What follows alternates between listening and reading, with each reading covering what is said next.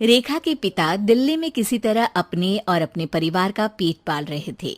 पर एक दिन, अरे रमेश, तुम्हारी बेटी के तो समझो भाग्य ही खुल गए। वकील लड़के का रिश्ता आया है। अरे वाह, कब करना चाहते हैं शादी? वो लोग तो जल्द से जल्द ही करेंगे। बाकी शाम को मैंने रेखा को देखने के लिए बुला लिया है। तेरा घर छोटा है तो तुम लोग मेरे घर ही आ जाना। राकेश और उसकी बीवी सारी तैयारी के साथ रोहित और रेखा की शादी कर देते हैं। लेकिन अगले ही दिन, देखो रेखा, शादी भले ही हो गई है, लेकिन तुम ये मत सोचना कि मैं किसी जोरू के गुलाम टाइप रहूंगा। रेखा को रोहित की बात अजीब लगती है। मैं ये तो सोच भी नहीं सकती और ना ही चाहती हूँ, लेकिन शादी के अगले ही दिन इस तरह की बात की उम्मीद भी नहीं थी। रोहित रेखा के मुंह से ये बात सुनकर गुस्सा हो जाता है। अरे, काफी जबान भी चला लेती हो। माँ ने सिखाया नहीं कि पति से कैसे बात करते हैं? रेखा अब चुप रहने में ही भलाई समझती है। रेखा, जल्दी से नाश्ता तैयार कर लो। आज पहला दिन है, सारे काम तुम्हें समझा दूंगी। ये नौकरानी है जो तुम्हें बता देगी कि कैसे कैसे क्या करना है। फिर इसकी कल से छुट्टी है। रेखा भी ससुराल में जी जान लगाकर काम करने लगती है। खाली समय मिलता तो पति के वकालत की किताब उठाकर पढ़ने लगती। ये क्या, जब देखो तब पढ़ती रहती है। अच्छा सुन, कल पिता के घर से 20,000 रुपये लेकर आना। मेरे छोटे बेटे की फीस भरनी है। लेकिन पापा क्यों भरेंगे उसकी फीस? अरे वाह जी वाह, पापा क्यों भरेंगे? तो ये बता, हम क्यों रखेंगे तुझे यहाँ? क्यों खाना देंगे फ्री में? अरे, क्योंकि मैं बहू हूँ इस घर की। तभी वहाँ रोहित आ जाता है। अरे वाह, बड़ी जबान चला रही हो।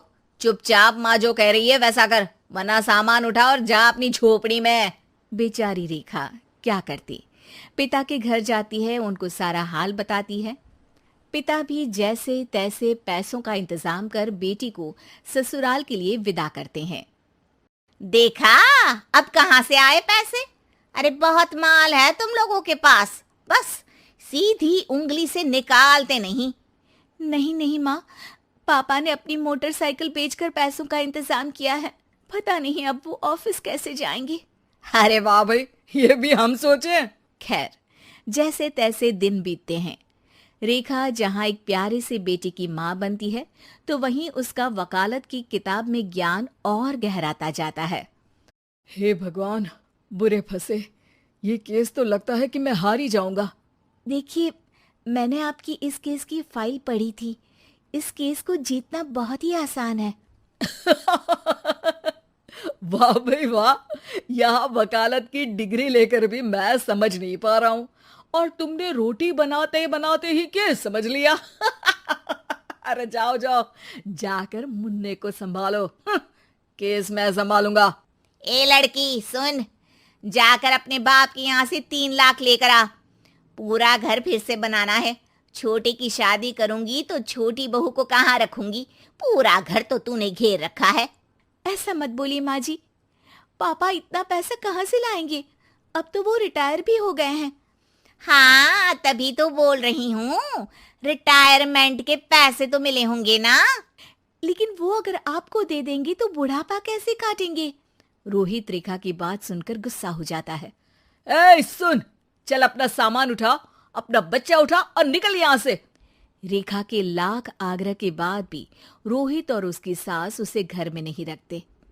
पापा, मैं तलाक चाहती हूँ। बेटा, मेरे पास वकील के पैसे नहीं है।